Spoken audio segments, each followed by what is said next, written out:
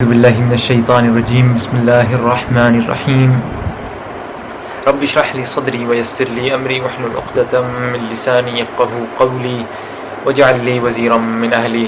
السلام علیکم ورحمۃ اللہ وبرکاتہ۔ قرآن کے رنگ سٹرکچر، رنگ کمپوزیشن پر انشاءاللہ آج بات کریں گے، اور سورہ فاتحہ کا جو رنگ سٹرکچر ہے اس کو ڈسکس کریں گے انشاءاللہ۔ یہ معجزہ دیکھیں گے انشاءاللہ۔ اب جو آگے میں سورہ فاتحہ کے رنگ سٹرکچر پہ آپ کو بتانے والا ہوں، ان باتوں پر ظاہری بات ہے یہ ڈسکوریز ہوتی ہیں، تو ان کی رائے سے آپ ایگری کر سکتے ہیں، ڈس ایگری کر سکتے ہیں، لیکن انشاءاللہ تعالیٰ most of it will make sense. تو سب سے پہلے میں پورا ایک کمپریہنسو رنگ سٹرکچر بتاؤں گا سورہ فاتحہ کو، پھر انشاءاللہ ڈیٹیلڈ۔ کمپریہنسو رنگ سٹرکچر میں اگر آپ پہلی جو 3 آیتیں ہیں، اعوذ باللہ من الشیطان الرجیم، الحمدللہ رب العالمین، تمام تعریف اللہ کے لیے جو سارے جہانوں کا پالنے والا ہے، الرحمن الرحیم، نہایت رحم کرنے والا اور ہمیشہ رحم کرنے والا، مالک یوم الدین، روز جزا کا مالک۔ یہ 3 آیتیں اللہ سبحانہ وتعالیٰ کے بارے میں بات کرتی ہیں، اللہ سبحانہ وتعالیٰ کے بارے میں ہمیں بتاتی ہیں کہ اللہ سبحانہ وتعالیٰ کون ہے، کہ وہ رب العالمین، سارے جہانوں کا پالنے والا ہے، نہایت رحم کرنے والا ہے اور یوم الدین کا مالک ہے۔ جو آخری 3 آیتیں، اهدنا الصراط المستقیم صراط الذین انعمت علیہم غیر المغضوب علیہم ولا الضالین، کہ ہمیں وہ رستہ دکھا، سیدھا رستہ دکھا، رستہ ان کا جن پر تو نے انعام کیا، ان کا نہیں جن پر غضب ہوا، نہ ان کا نہیں جن پر غضب ہے، اور نہ ہی وہ جو گمراہ ہوئے۔ تو یہ آخری 3 آیتیں ہمارے بارے میں، ہم اپنے لیے مانگ رہے ہیں ہدایت۔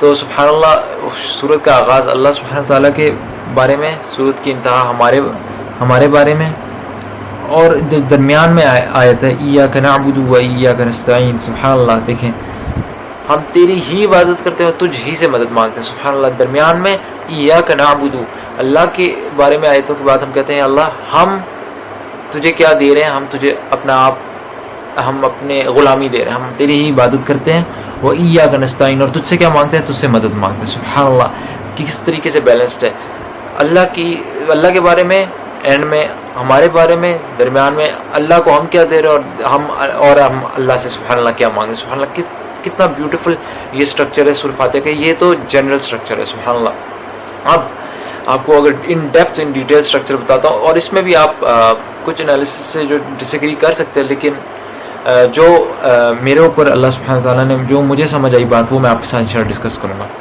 اب ایک آیت کو کر کے دیکھیں۔ پہلی آیت الحمدللہ رب العالمین، تمام تعریف ہے اللہ سبحانہ وتعالیٰ کی جو تمام جہانوں کا پالنے والا ہے، اور آخری آیت غیر المغضوب علیہم ولا الضالین۔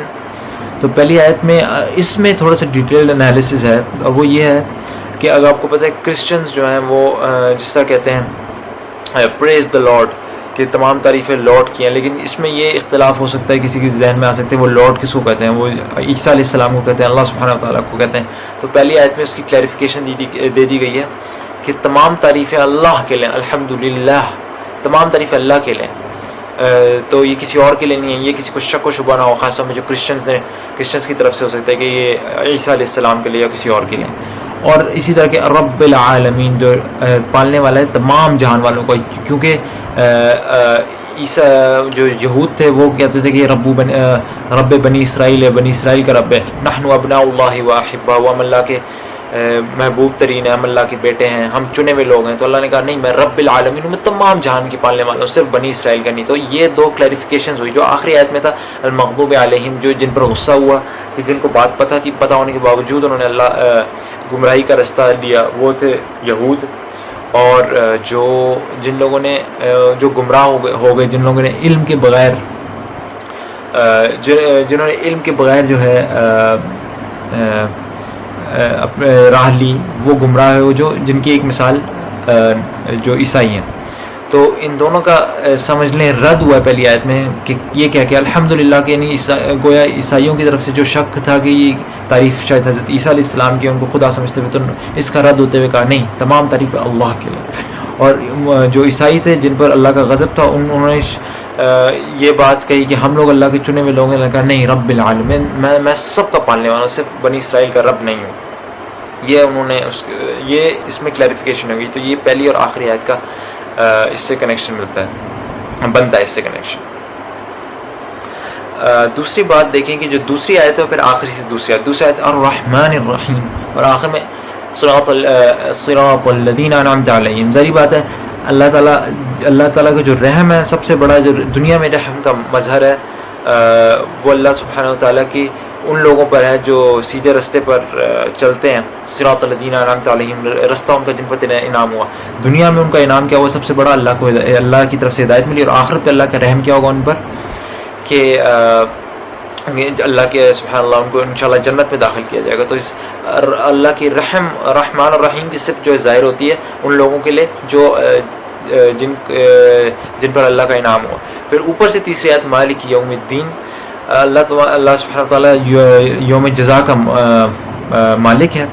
اس کا رزلٹ کیا نکلتا ہے؟ نیچے سے تیسری آیت، اوپر سے تیسری آیت مالک یوم الدین، اور نیچے سے تیسری آیت اس کا رزلٹ اہدنا الصراط المستقیم، یعنی کہ ایک دن تو ہمیں ہمارے اعمال کا بدلہ دے گا، لہٰذا ہمیں اس کا رزلٹ ہے کہ ہم تجھ سے سیدھا رستہ مانگتے ہیں کہ ہمیں سیدھا رستہ دکھا دے. یہ نہ ہو کہ اس دن ہمیں اپنے غلط اعمال کا بدلہ مل جائے. تو اس بدلے سے بچنے کے لیے، غلط اعمال کے بدلے سے بچنے کے لیے ہمیں سیدھا رستہ دکھا دے تاکہ ہم سیدھے رستے پہ چل کے اچھا جزا پائیں اور تیری اچھی جزا پائیں، آخر میں بری جزا نہ پائیں. اور بیچ میں سبحان اللہ ایاک نعبد و ایاک نستعین، چوتھا فریز سمجھ لیں، جملہ کہہ رہے ہیں، اور نیچے سے فورتھ لاسٹ وہ یہ کہ ایاک نعبد، ہم تیری ہی عبادت کرتے ہیں اے اللہ، ہم تجھے کیا دیتے ہیں؟ اپنی بندگی دیتے ہیں، اور ایاک نستعین، اور تجھ سے کیا مانگتے ہیں؟ تجھ سے تیری مدد مانگتے ہیں. سبحان اللہ، کس طریقے سے آیت بآیت بھی سمجھ لیں، بیچ میں ایک مرر ہے، اس کی ریفلیکشن ہو رہی ہے، اور ایک آیت کا کنیکشن بن رہا ہے. سبحان اللہ، یہ تو اوور آل سبحان اللہ یہ اس سورہ فاتحہ کا اس طریقے سے رنگ اسٹرکچر، کتنی خوبصورت صورت جو ہم لوگ دن رات سبحان اللہ پڑھتے ہیں. اور اسی طریقے سے ایک چھوٹا سا کنیکشن بنا رہا ہوں، اس میں اتنی ڈیٹیل مجھے خود میرے ذہن میں نہیں ہے، لیکن یہ کنیکشن صرف اس لیے بنا رہا ہوں تاکہ آپ لوگوں کو شاید اس پہ فردر سوچنے کا موقع ملے. اور وہ یہ کہ قرآن کی پہلی سورۃ الفاتحہ اور آخری سورۃ الناس، اس کے درمیانی کنیکشن دیکھ لیں.